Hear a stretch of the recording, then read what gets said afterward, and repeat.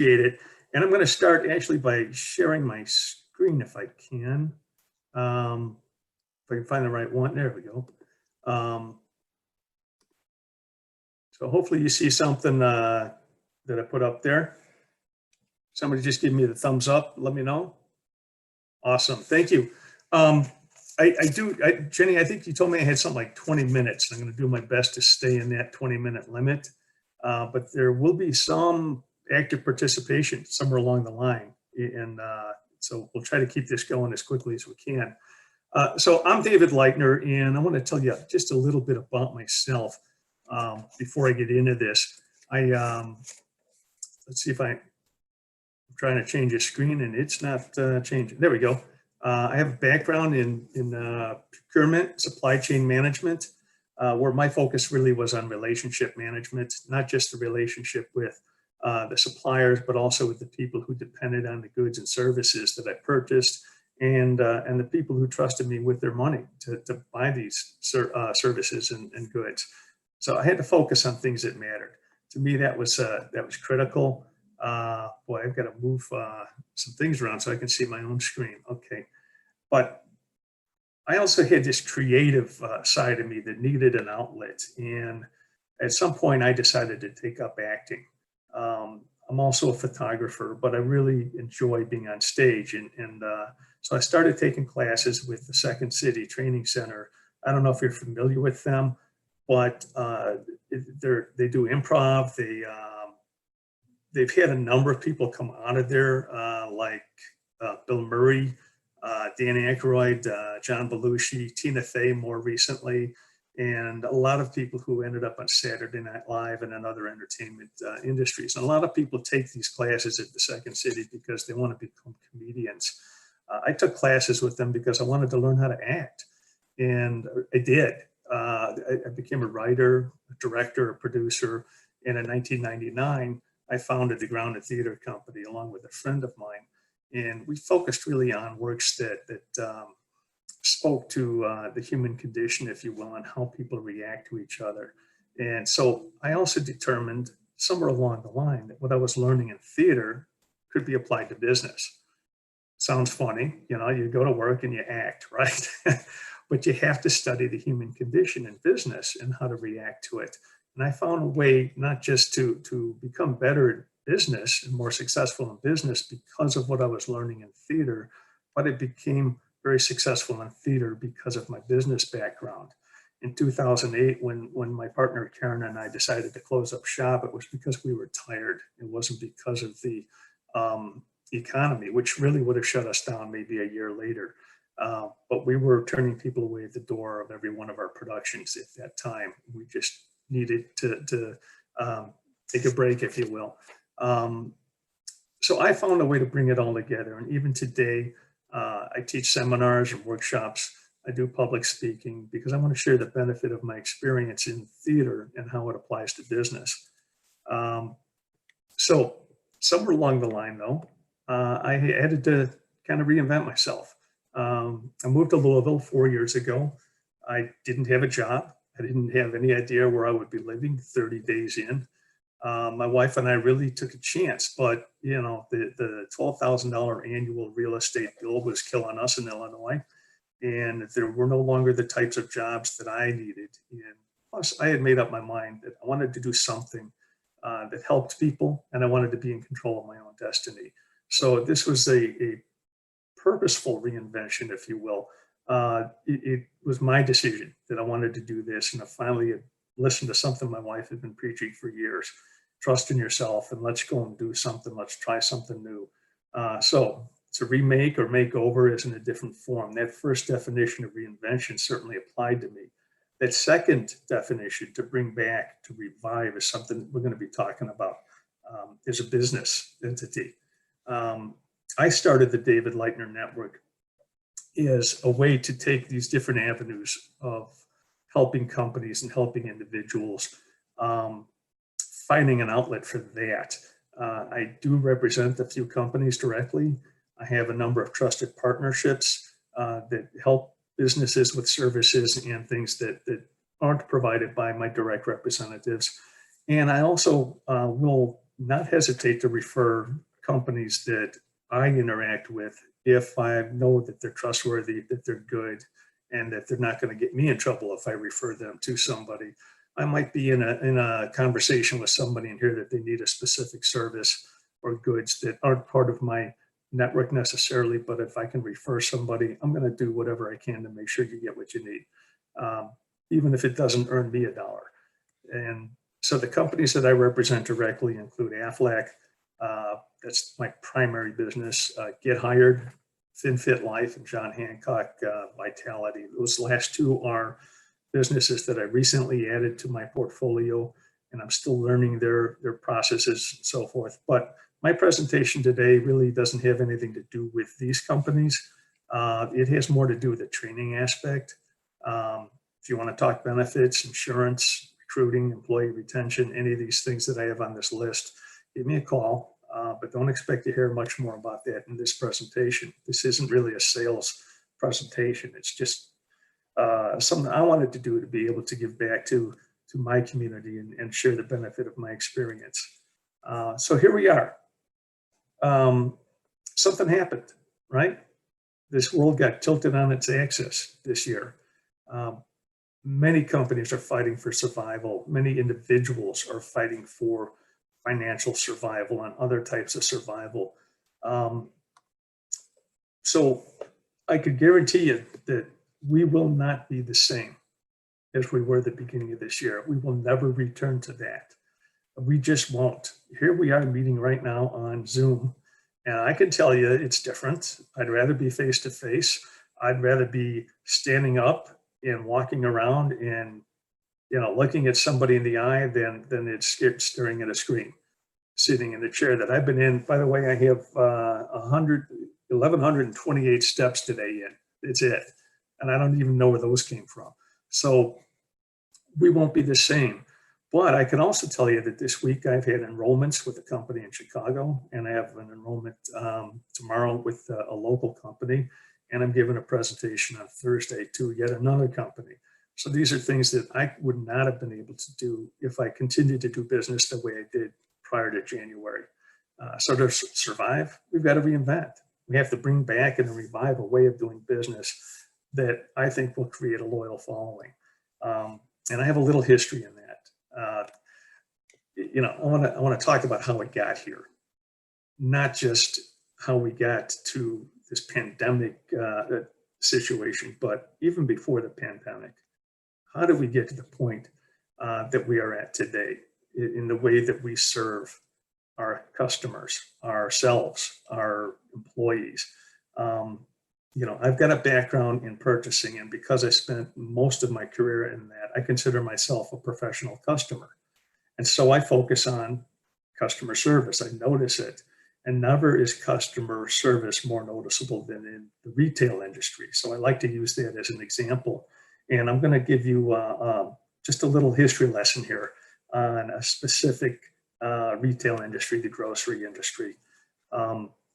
There was a time when if we needed groceries, we would hitch up our cart to a horse and ride into town to the grocery or to the general store. And some guy named Sam would take our list and he would go back in his warehouse and fill up a bunch of boxes, bring them up to the cart or up to the counter, ride us up and carry our groceries out to a cart. And then we'd be on our way home and maybe come back in another month. But in 1916, Piggly Wiggly, who I'm sure you guys have heard of Piggly Wiggly, but in Memphis, Tennessee, they opened up the very first self-serve grocery store. And so Sam no longer had to go and collect our groceries for us. We got to do it ourselves. So Sam saved a little bit of labor in his store by allowing us to go around, walk around in his warehouse and pull stuff off the shelves and maybe even get stuff that might not have been on our list. So he's making more money, right? And we kept doing this for a while, and it took about 21 years, 1937, before somebody invented the shopping cart. I don't know what we did with our groceries for those 21 years before, but even in 37, the cart wasn't very well accepted. Women thought that it looked too much like baby carriage. Men, of course, thought it was too feminine. And so the cart didn't get used at first. Eventually, it was redesigned, and we started using the cart. So now we're shopping in Sam's store. We're collecting all of our stuff ourselves. And a lot of other things happened. And in 1974, really the birth of automation, in my opinion, in the retail industry, because all of a sudden on this pack of chewing gum from Wrigley's, there's this little code, a bunch of bars, the UPC. And it was used to scan at the cash register a price. And over time, we started to trust that the price would be correct. So now Sam, who was running his store, who was sitting in the aisles, repricing everything every time there's a price change, no longer had to do this. So he's saving even more labor. And we began to trust. I mean, today we don't even think about those barcodes and what they mean. We just know that they're on everything. The 1980s come and big box stores start taking over. Service goes out the window.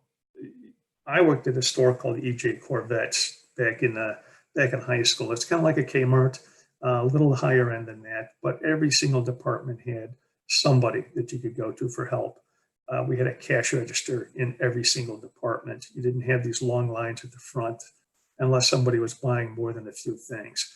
I worked in the camera department. It was my entree into the photography end of my things that I was interested in, and I provided great service to people. It's just what we did. That started going away in the 1980s, and then 1992. Let's go back to our grocery store. The self-serve checkout appeared. We started bringing our own groceries that we collected that Sam used to get for us, and now not only does he not have to change pricing on it, but we even bring it up ourselves. You know, we used to go to the checkout counter and speak with Gladys and see how she was doing, right?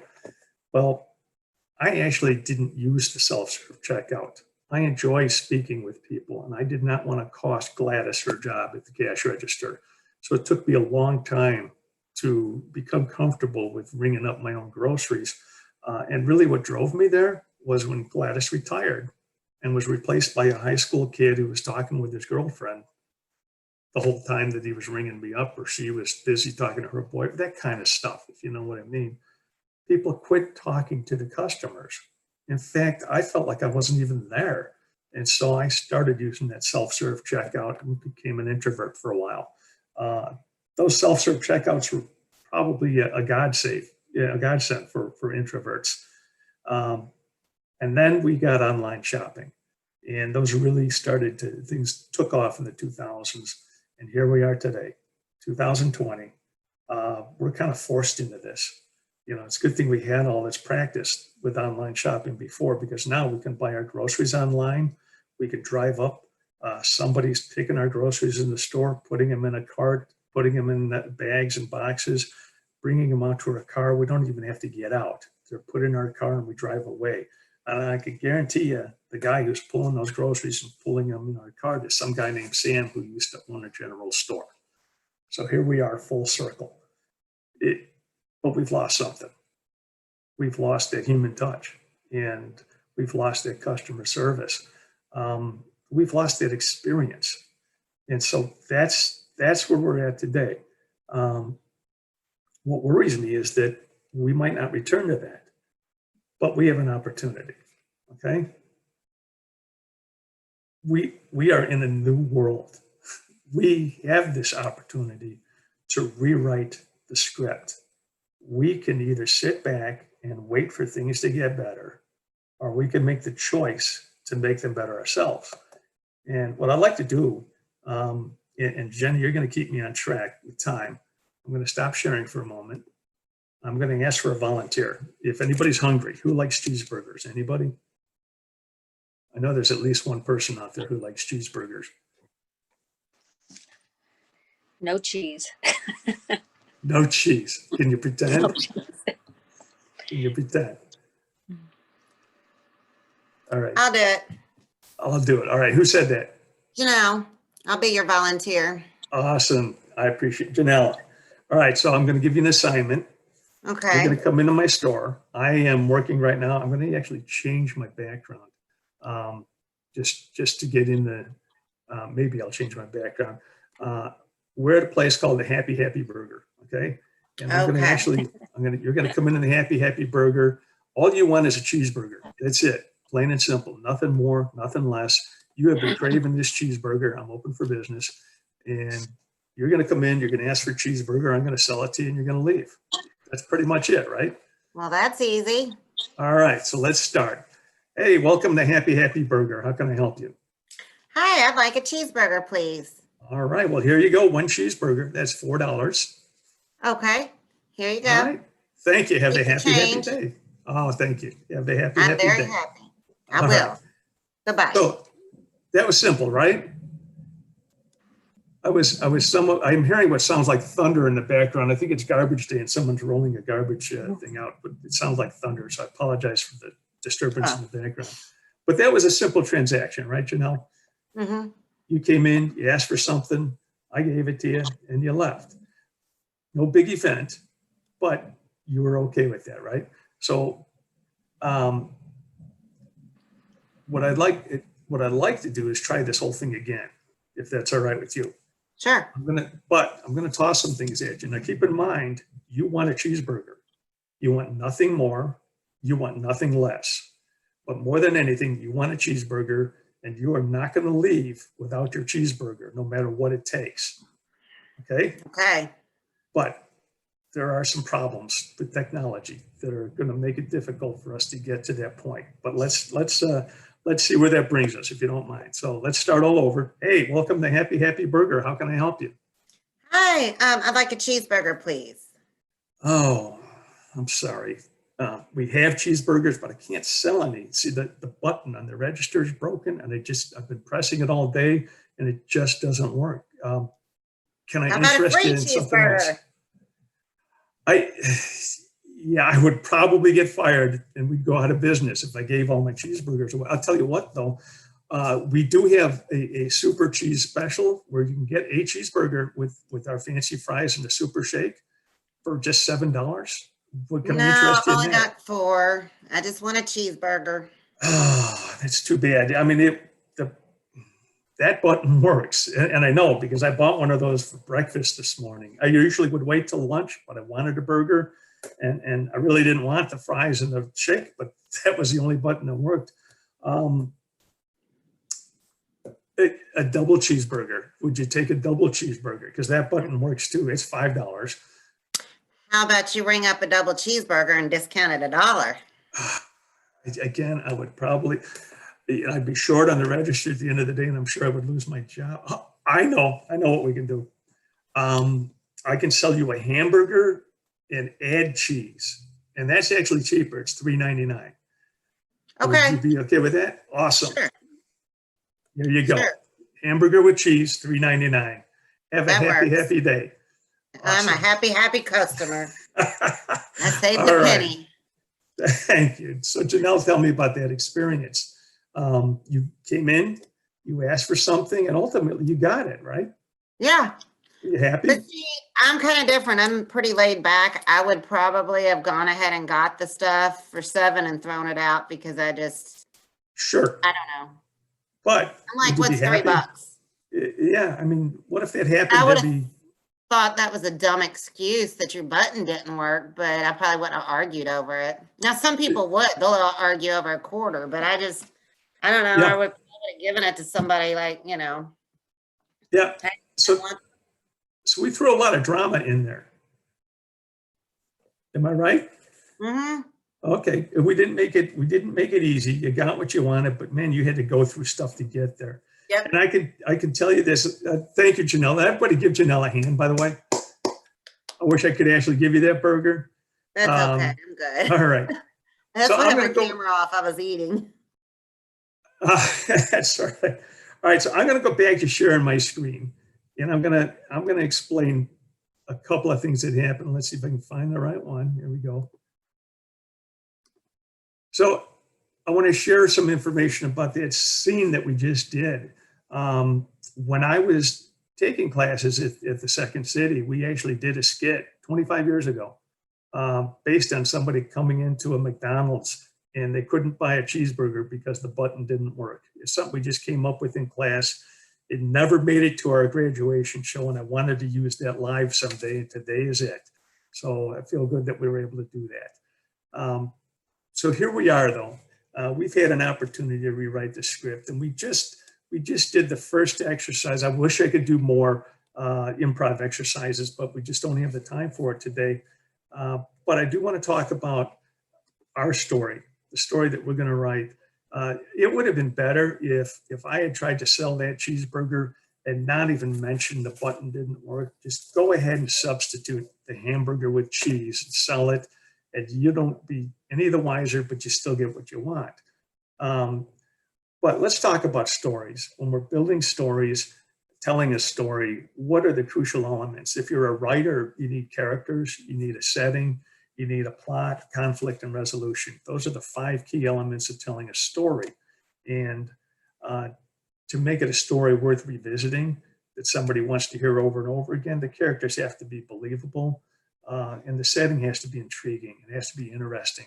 The plot has to be deep, something that you want to dig more into. There can be conflict, but it should be seeking resolution all along. And that resolution needs to be lasting and memorable. And so what I want to take a look at is how we're going to write our story, our business story. How are we as a company going to present ourselves, our story? So I'm going to change these elements just a little bit. And we're going to have, instead of characters, employees who are believable and engaging.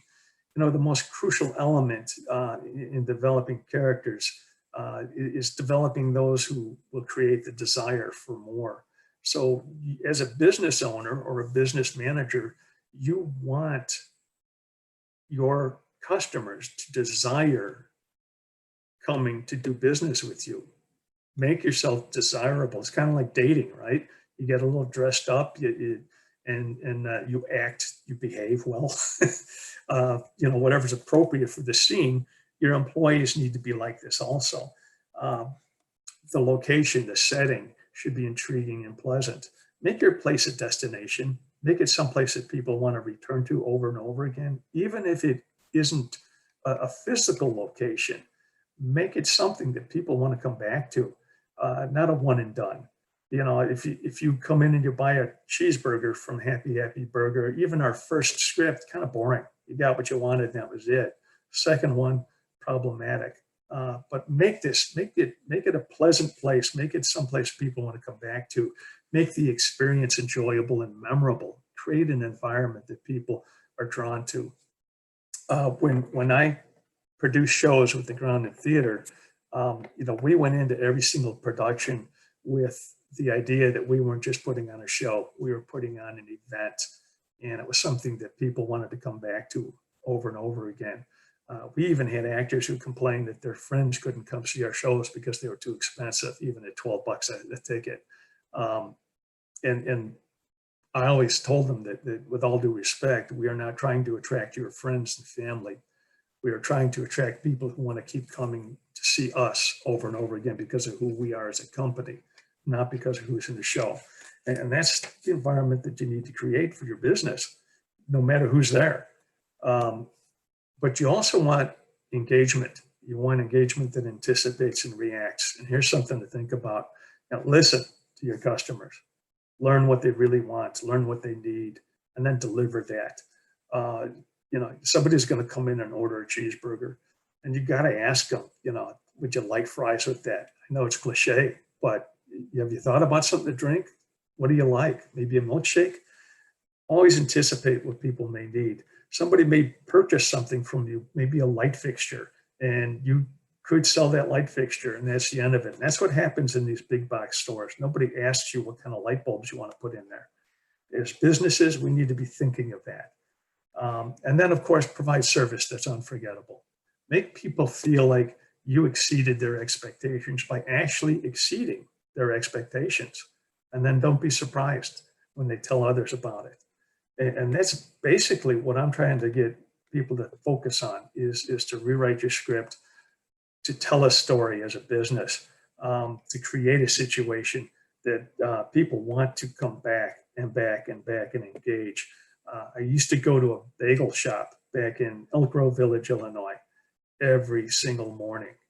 And I gained so much weight going to that shop. But even today, 25 years after I first started going there, whenever I visit my son, I stop in that shop. I still keep in touch with that business owner. And why? Because every time I went in there, I felt like I was stepping into Mayberry for 5 minutes. I was just treated so well. It was great. And some of the same employees still work there. So how do we get there from here? And it starts with you. It starts at the top. You need to be that person that you want to see representing your company. Before you can ask your employees to be that person, you need to be that person. And then you need to turn them into those kind of people who want to be engaged with the customers and who want to come to work every single day. If you can't turn them into that, then you may need to start looking at who else is representing your company. Now, I mentioned that one of the things I do is I provide training. I do public speaking. I do workshops that involve improvisational theater techniques, and they're a lot of fun. Think of it as whose line is it anyway, except you're doing it so that you can learn things about reacting and engaging. And then we talk about how do you apply that to your business. I've provided sales seminars for Aflac employees, new sales agents from Aflac at our regional headquarters, where we just have fun for half an hour and do all these little skits. And then we sit down and talk about how do we apply that to what we do in cold calling and stepping into a business for the first time. And it's amazing how they say, wow, I never thought that, just having a conversation was so meaningful. It's true. And so it's not my primary business. It never has been, but it's my primary passion in providing great service opportunities for people, even if it's somebody that I'm competing with, because I want to see us step up and rise to a higher standard, the kind of standard that was really prevalent. If you think of, if you saw the movie Back to the Future, some of us remember going to service stations, and they were called service stations then. A Texaco where you have 4 people come out washing your window and cleaning your, checking your oil and filling up your gas for you. Never leave your car, and that's where we need to return. And you can do that really by engaging with people. I can only help people get to the point where they're communicating better internally and externally. But how you drive that is up to you. And so with that, if you're interested in talking more, give me a call, send me an email. Here's my contact information, and Jenny can provide that too, I'm sure. But the thing is, we need to start focusing on that. How do we take the bull by the horns? How do we start talking to people and making our business a place that people want to come? And with that, I think I'm done. I'll stop talking. I'll stop sharing too. Thank you very much.